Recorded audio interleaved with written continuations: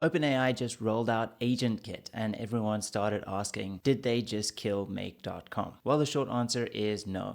And today I'm going to show you where Agent Builder wins and where Make.com wins, and ultimately when you'd pick each. Of course, I'm going to keep this as simple as possible. Let's jump right in with a little bit of context. Agent Builder is OpenAI's drag and drop way to build chat agents, which seamlessly connects to a polished interface like this. On the other hand, Make.com is a visual AI and automation platform with webhooks, schedules, over 3,000 app integrations, and if you haven't signed up with Make, I highly recommend them. Okay, so now you know where we stand with each platform. Now we can get right into it. First thing is ease of use. So have a look over here. These are all the tools that are available if you want to build within Agent Builder. Doesn't seem like a lot of tools, but they are quite powerful. For instance, you've got the main agent module, which is going to have the AI intelligence attached to it, and then you have things like guardrails, MCP, which allows you to connect to multiple different other services.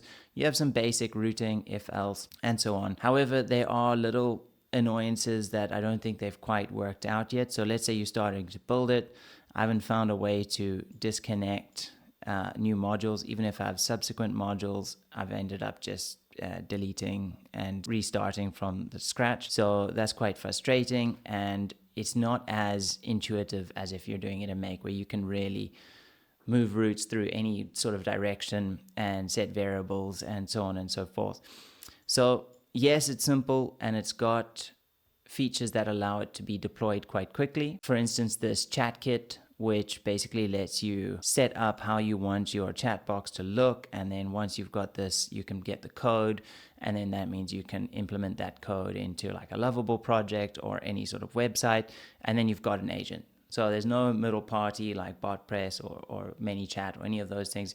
Kind of goes straight between your site, OpenAI, and back. However, there are some catches to that, which we'll get into in a little bit. Further to how you can customize the chat box, they also have these widgets, which I think can be quite powerful. There's obviously not too many at the moment, but this is going to expand as they develop it more. I really like the look of this Shopify one, where you can search products and let it come back with a subtotal, taxes, and then basically you just have the option to then add to cart. And I have started doing some testing on this, so that might come up in a later video, so make sure to subscribe. And I built a widget, and I can show you what it does over here. Basically, show me a color for a house. This was the simplest example I could come up with. And I just said, okay, well, I want a widget that's going to show me a random color for a house with a hex color that I can copy. And then it comes back with a widget and a color name, and I can just copy the hex. Not the fastest. And this is as if it were live. It's connected to it's set up through OpenAI correctly. So yeah, that's maybe something to note. Anyway, last thing is just a quick look at how you would work within the modules. You have the agent where you can give it the instruction. You can choose whether to include chat history. It's super quick to connect an AI model, and you can change some certain settings. And then you have the output format, which is either text, JSON, or the widget that we spoke about. So that makes it really quite nice and easy to use, whereas there's no API keys and so on and so forth. On the other hand, when looking at Make, this is sort of their back end of their agent builder. You can give system prompts, you can connect other MCP tools, you can add context like PDFs, information that's going to be relevant to your business, to your chatbot. Then you can have a whole bunch of other tools that are connected, and those are obviously sub scenarios, something like this, where if you wanted it to be able to get the weather, or if you wanted to be able to check your calendar, or if you wanted to be able to raise an invoice on Xero or raise an invoice on QuickBooks and send that information back, you can customize all of those things, and there already are modules for it. So that's where I think you would struggle within agent builders, because they don't have those modules. Although I struggled, you would be able to connect Make's MCP to Agent Builder. So you would still be running a lot of the back-end automations on Make, but using the front-end chat interface of Agent Builder. So the only downside with using Make in terms of ease of use is if you actually want to set it up as a chat bot on your website or something like that, you have to use a third-party system like WhatsApp or Telegram or ManyChat or one of those other integrated systems. It doesn't have its own native chatbot feature, which I don't think is something that they really want to do or need to do. So in terms of simplicity around ease of use, OpenAI is going to get the trophy in this case. However, there are still some more metrics to look at, and the next one is triggers. So Agent Builder only has one trigger at the moment, and that is the start module. And that's not really good enough for most automations, right? So yes, on the chat specific side where someone's always going to be starting a conversation and you just have that go in and then that's your trigger. But for most automations that I've ever built for clients or run myself, it needs to run continuously, or it needs to be able to run at night, in the middle of the afternoon, whenever. It needs multiple triggers. Or when another app finishes something, then it needs to set up and then it needs to run. So for example, here in make.com, whichever route I want to do, I can have a trigger. So when there's a new row added, or if it's in Zoho Books, when there's a new vendor or a new customer. So all of these things are already pre-configured and set up. So this is ultimately Make's home turf, and this is where they excel. And in this case, make.com is definitely getting the win.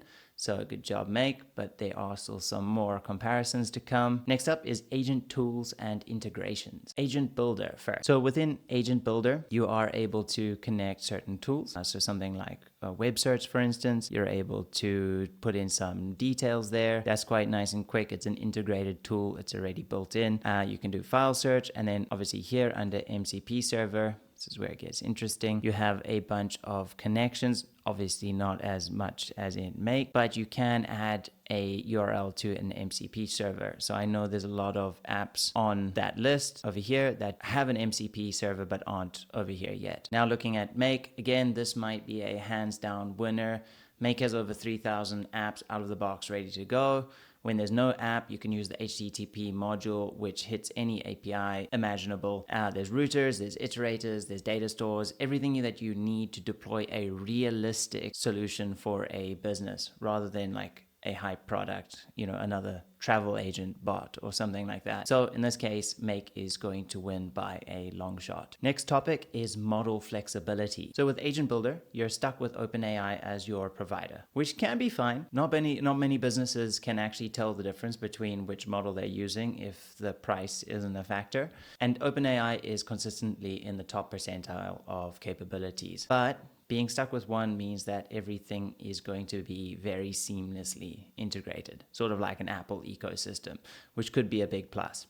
Now, Make, on the other hand, you're basically able to use any AI module you can imagine, or any AI company you can imagine. As you can see here, I've got Grok, OpenAI, Anthropic, Gemini, DeepSeek, and all of these could be used within your automations and within your chatbot, or you can use simultaneously, or you can use different ones, which gives you an insane amount of flexibility. However, each of these would require you to set up a billing account. Then you have to manage that billing from a certain place, and you have to make sure that you keep those API keys secret. So there is some complexity in that. So for this category, I'm going to call it a tie, purely because I'm really hopeful that OpenAI seamlessness of having everything in one place makes it like using an iPhone. It's just so easy. It's just set up and go. And like that to me really has its benefits in today's society. I love Make and the freedom to use different tools, but I am all about efficiency at the end of the day. So I'm going to call this one a tie. Okay, so next thing up is the UI and chat experience. So we have discussed this a little bit already,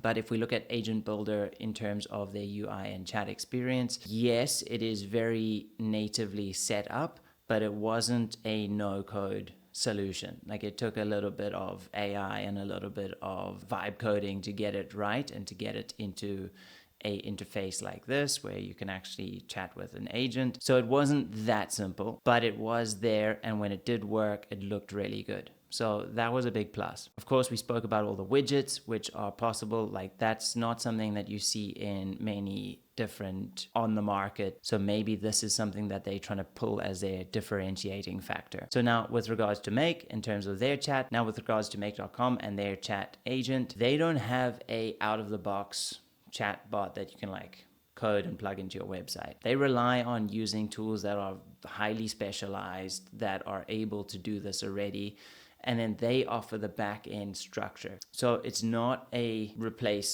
OpenAI with Make.com. It's one or the other in this case. Makes an excellent backend system. You've got routers, iterators, all of the different tools that you would need to be able to create a good infrastructure for the chat to flow. It doesn't necessarily need to handle that actual like chatting component. So although it's not a direct like for like comparison, in this case the UI and chat experience is going to go to OpenAI. Okay, the last point is deployment and operations of the agent. So this agent I built over here, I mean, it's very simple, doesn't do much, but it didn't take more than a couple hours to set up, right through to setting up a web page and connecting in the agent and building a custom widget, downloading the widget code, uploading the widget code here, and obviously still tinkering with a few other settings at the same time. It was quick.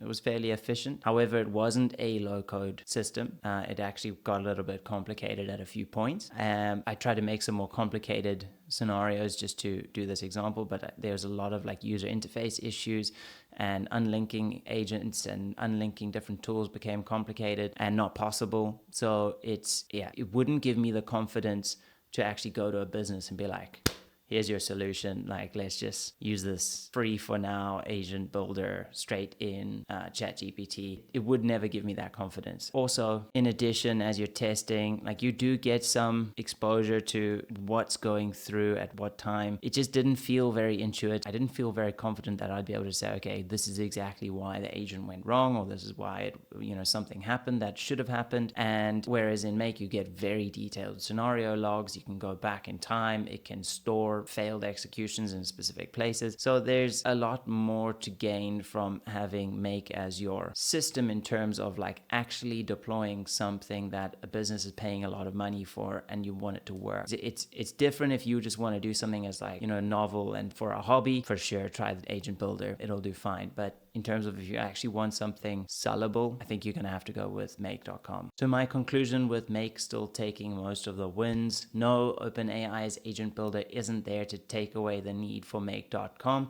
and I don't think it will ever intend to even compete. Make is an ecosystem that connects apps, solves logic far beyond a simple chat interface. Though the Agent Builder is still V1, I think they are just using it to help people adopt the idea of it, and it'll certainly have its place, but ultimately it's not taking over Make.com yet. So guys, if you like this video, make sure to leave a thumbs up, a like and subscribe will go a long way, and hopefully I'll see you in another video.